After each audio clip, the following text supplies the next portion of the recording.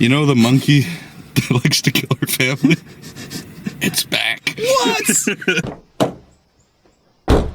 Well, that was a movie. Hello, welcome back to First Thoughts. I'm Simon, this is Justin. Hey. Today we're giving our first thoughts on Oz Perkins, aka Anthony Perkins' son. Second film that we've seen so far. I'm sure he made stuff before, but his follow-up to his first acclaimed movie, Longlegs, The Monkey, which was based on a Stephen King short. If you saw the trailer, other than that infamous line of over-explaining anything, seriously, I think they watched it, and the line where they call and go, "It's back," and everybody went, "That's too vague," and they went the opposite direction, where it's like, he could have just said, "The monkey's back." I think he would have got it, but they're like, "We need to really explain." No, which monkey? Wait. There was that one at the zoo. There's that one on National Geographic. There's the one that likes to murder, but not our family. Yeah. Other people's families. Gotcha. So it's like, there's the monkey that likes to kill. Which one? The one that kills our family specifically. Oh my God, that one? He's back? But yeah, so outside of that line, you watch the trailer, and it looks kind of similar to Longlegs in that, you know, like it's a new age artsy horror kind of movie vibe. You've got some cool shots of like there's this lady pushing a carriage that's on fire, and it's just like some imagery that you're like, oh, this is gonna be brutal and violent, but also tasteful and artsy. The trailer lied. The trailer lied.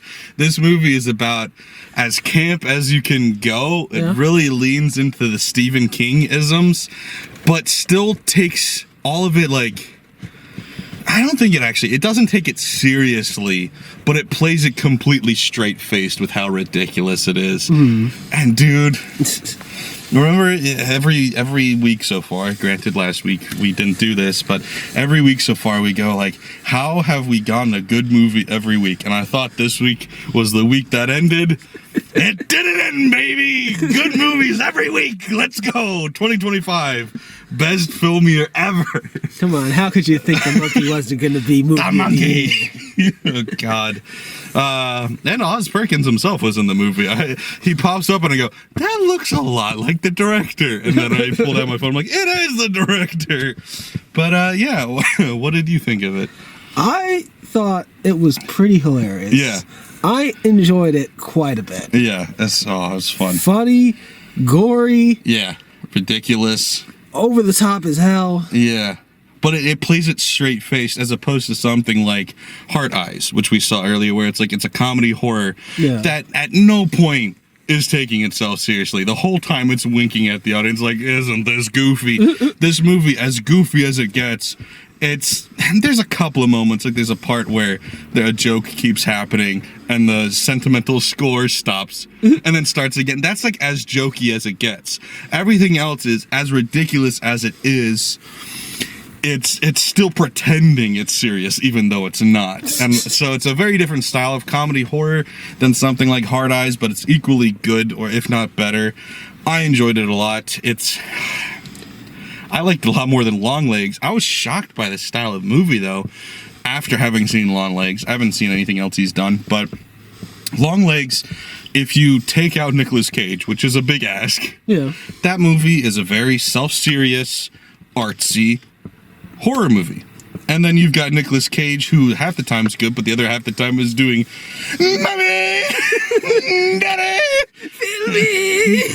And so it's like, yeah, that movie's goofy, but not really. Just Nicolas Cage is goofy. Right. So I think I said in the review of that like, I'm excited to see what he does next without Nicolas Cage, because it won't be goofy anymore. It will just be serious, good horror. He took Nicolas Cage out, and everything else became Nicolas Cage, rather Stephen King. He missed his goofy elements, and Stephen King already wrote in all that humor, so might as well just use it. Yeah, it's great. Because, I mean, you could have taken this story very seriously. You could have fleshed it out a little bit more. Like, the movie's very short. It's like 90 minutes tops, I think. In and out with the story, it kind of has a tonal shift, not even halfway through, with like 20 minutes left. It's just like, and we're doing this now. But, like, you could have taken this very seriously, drawn it out, made, like, it's a toy monkey as a villain, but you could have treated it similar to something like Final Destination, where it's like, it's not the fact that there's a monkey, it's what the unknown of how is this awful kill about to happen. But like, to call it an accident or to call it like a freak thing is very loose. There's some, like, you see in the trailer, the shotgun falls and shoots the person. Yeah. But some of it's just like, no, that's not a freak accident to have the guy randomly slash out with a knife. I'm like, how was that an accident? Hey. He just did that. Hey, he wasn't supposed to do that. He didn't mean to. Did you see the eyes they were giving each other? Yeah. Like He made a throbbing heart. Yeah. She giggled.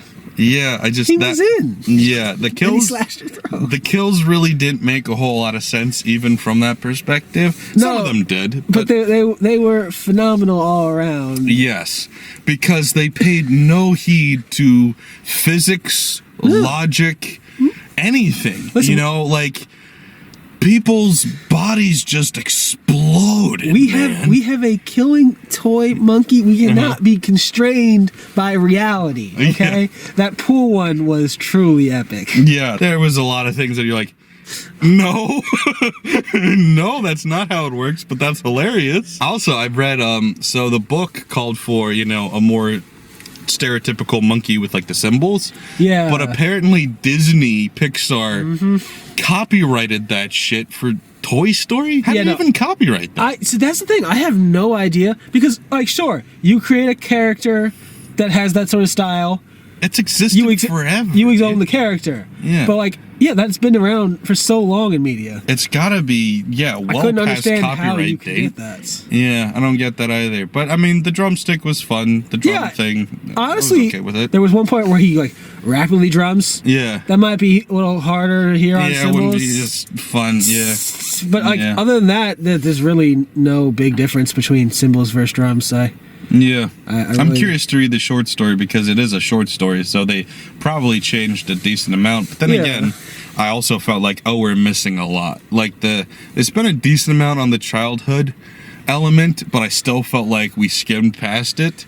And yeah, I don't know. Also, speaking of the kids, I didn't realize until halfway through the movie when I was on IMDb checking to see if I was right about Oz Perkins, I saw that both kids were played by the same actor.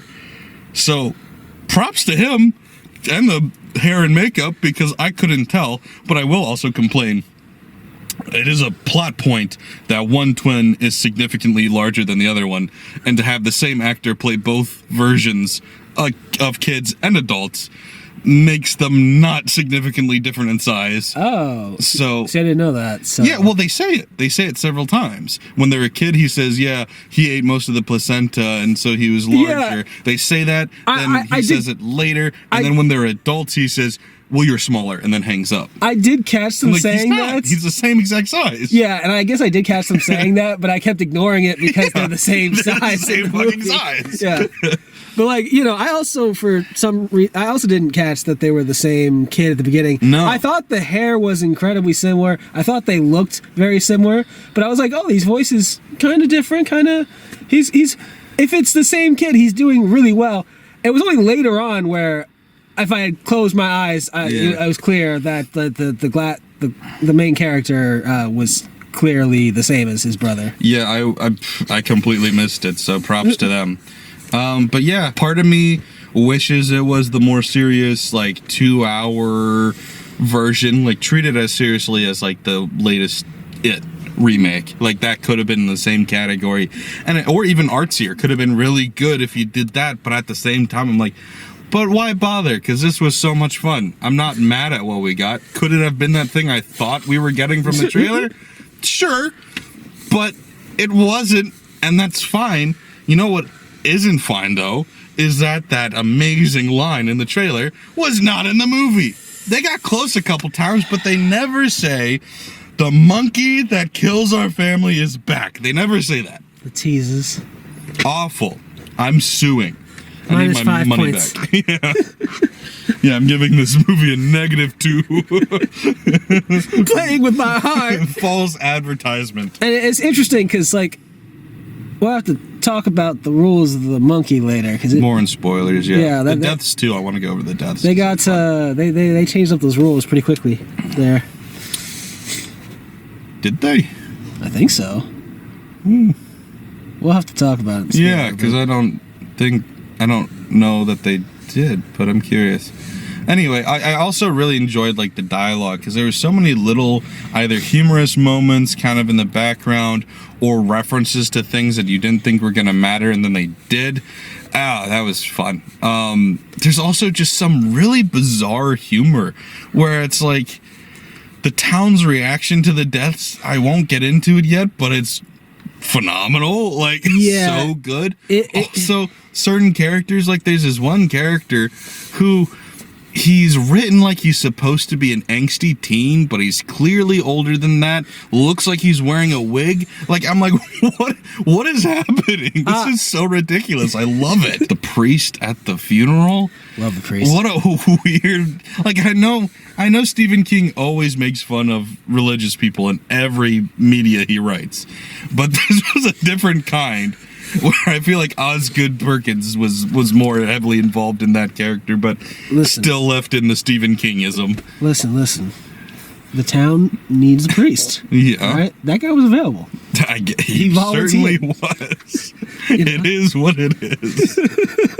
Amen. I'm very torn on what kind of rating I would give this, because part of me wants to say, well, granted, all right, I'm going to say two numbers and they're not that far apart. But like part of me wants to say that 7 area, maybe even 7.5, because like, oh, that was really fun. I really enjoyed that. But also part of me goes like, but was that a good movie? I don't really know if it was, or just enjoyable and wants to give it a 6. So, I mean, that's not that big of a range, honestly, but I'm still kind of torn on how I feel about rating it. I think I'm fine with the 7. Because you know me, enjoyment is the main factor in my heart. Sure. I enjoyed that very much. I will watch this again. I don't know when, but I'm going to need to watch this again. And I'm sure it'll get better on a rewatch, because that's the whole thing that like everybody was harping on with Longlegs. And I know this is a different kind of movie, but like this guy, Oz Perkins, loves like, you know, really in-depth, really intelligent filmmaking. So even when he's making something quote-unquote stupid or silly like this, I'm sure there's a lot in there that will benefit from a second watch and get better on a second viewing. I don't know that, but I'm guessing that it will. So yeah, I should watch it again soon too. I'm very curious. I want to watch it with Eric because he liked Longlegs a lot more than we did. Owns it on Blu-ray, and when I saw that I was like, really? You want that on Blu-ray? I mean, everybody loves it. Yeah, but so I'm very curious to see how he'd react to that director taking such a different tone and style with his next movie. But you know what? I respect that. I hate, honestly, when directors just are a one-note storyteller. Like, try something else and see where it goes. And he did, and it's a lot of fun, and I love that. So, yeah, we definitely recommend it.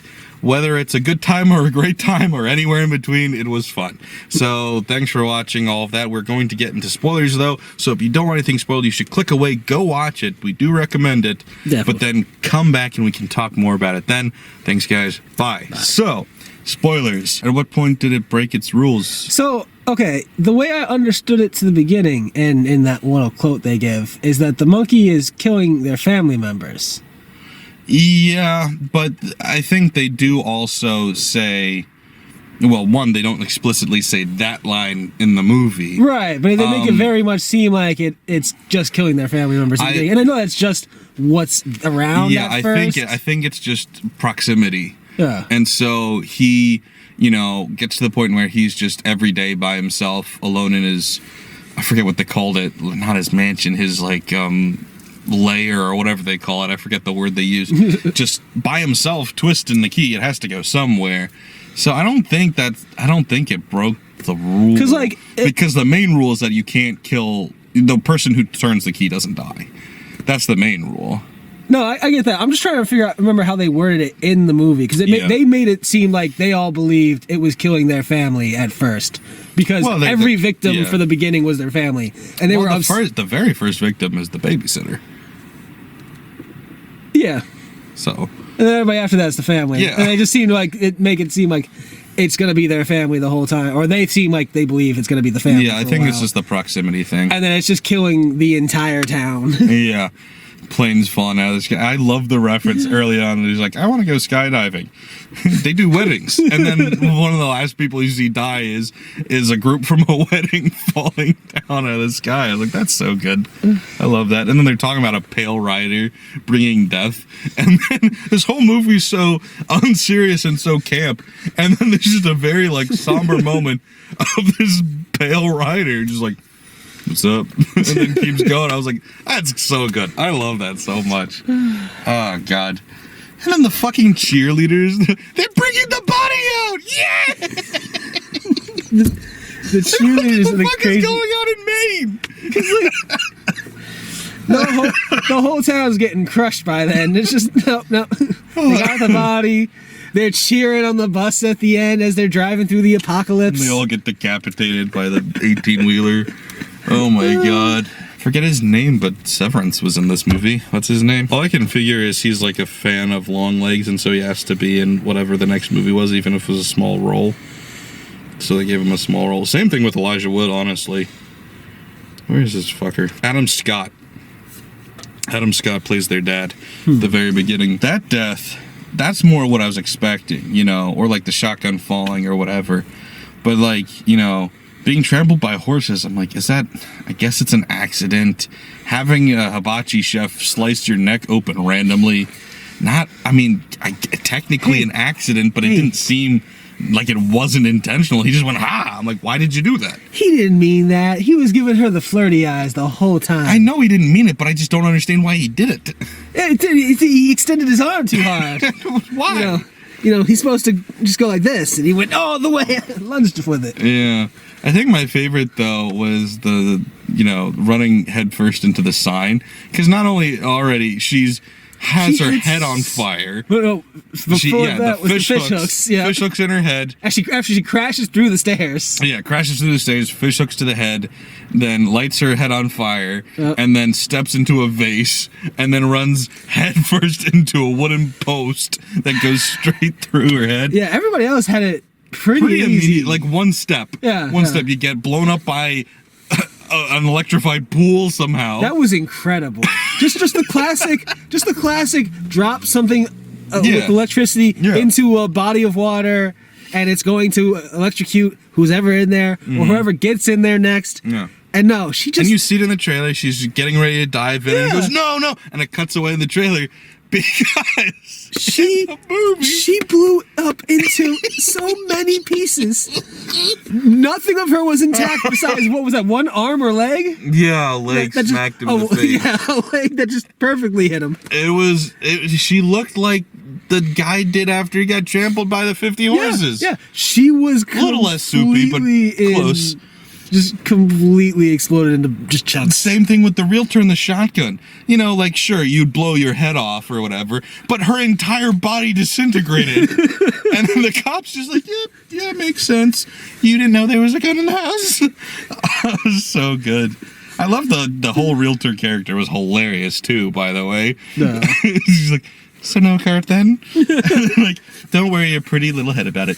Did I say that out loud? You are pretty, though. So much fun. Such ridiculous deaths. I was much more expecting, like I said, Final Destination kind of stuff, where it's like, yeah, it's ridiculous, but it's like, this could happen in the worst case scenario or whatever. Yeah, no. In worst case scenario, you are not blowing up because you dove into a pool.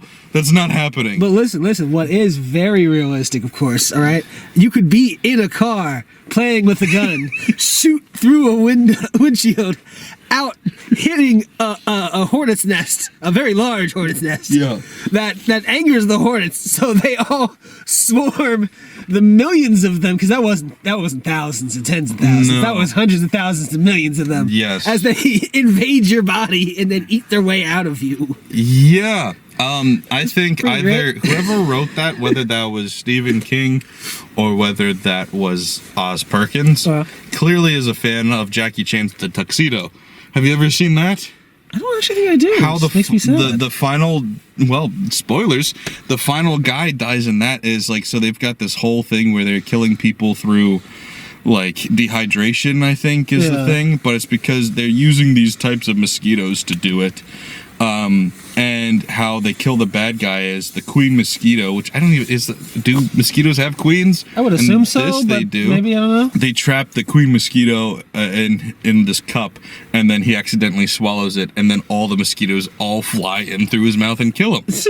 Like that. And I was watching this going, I've seen this before, but it was mosquitoes, and Jackie Chan was going, oh, when it happened. So, slightly different. Maybe they don't have a queen. I don't know them to be a hive, but you know. Yeah. Tuxedo is a great movie, though. I gotta check it out. So, do you know the plot? Do you know what it is? No. Jackie Chan. I keep looking up Jackie Chan movies from time to time, and I don't remember two best. I mean, okay, well, Rush Hour, but I was gonna say two best growing up for me: Tuxedo and The Medallion. I did watch Love them. Love both of them. I think we got both of them. There was a point in time Papa John's was giving away free DVDs or something, and we got both of them from Papa John's, I'm pretty sure. Great movie. Also, Jennifer Love Hewitt. Pretty sure that movie changed the chemistry of my brain. Nice. Thank you, Jennifer Love Hewitt. I will love you forever because of that movie. But yeah, so he's just like a taxi driver or something, and he's driving around who turns out to be a secret agent spy guy. Classic. And he ends up getting like attacked or something. Long story short, Jackie Chan ends up with his suit, and it turns out his suit is what makes him good at kung fu and stuff. It's basically like Mike, but in this one it's technology, not lightning strikes. Have you seen Like Mike? Yeah, it's a long ass time ago, but okay, great movie also. Jesse Plemons is in that movie. He's the bully. Did you know that? I did not know that. I haven't seen Like Mike since I was single digits, but oh, really, dude? When I was like 10, that was my favorite movie. Anyway, so yeah, there's like a technical interface on the suit, and you type in whatever, and all of a sudden now you're Jackie Chan. Great movie, love it. And like I said, Jennifer Love Hewitt changed my life. So. Great movie all around. Medallion also very good. Rush Hour, all of this. So, Jackie Chan, great shit. Good shit. Anyway, where were we? Are we talking about something other than Jackie Chan? We got there through the wasp death. Yeah. Fun. Yes. And it's hilarious, too, because it's great misdirection where, I mean, clearly you knew the wasps would have to come back because they kept focusing on it so crazy. But he's scratching his head with a pistol and then shoots it, but somehow misses himself. And he also, at one point, he's like cleaning it out. And then even after he almost shoots himself, like he's like, oh shit. And so I was like, I really was expecting him to shoot himself in the head. It was great. I was like, nope, had nothing to do with the gun. Yeah, once he didn't kill himself, the cleaning time, I was like, okay, it's gotta be the wasp somehow. Yeah. It was weird that they were like so fixated on them too. Because like, ew, what is that? It's like, it's wasps. It's like a very big wasp nest, sure, but like, it's just a wasp nest. And they're like, why is it there? I'm like, because it's wasps. Yeah, I didn't get that either. What is this question? There was nothing uniquely wrong about this wasp nest besides it's very large. Big. Yeah. One of the biggest clues that this movie isn't to be taken seriously at all is when something like that happens, the guy's reaction to it happening right next to him is like, oh God, I need to get out of here. It's just such a comedic reaction. The timing is great. The acting from everybody really is so on point. Everybody's great. I know I mentioned Elijah Wood is in it for 2 seconds. So is Oz Perkins, but they're great. They're some of the most memorable characters, honestly. Elijah Wood's so good.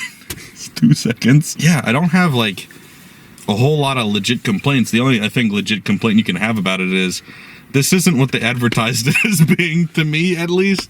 Thought they were going to take it a little bit more seriously, but, you know, I'm fine with that. I guess the trailer did make it seem like this was going to be a more serious, like, hey, serious horror film, but we understand we have this really ridiculous thing that's killing all them. Yeah. But, no, this is comedy.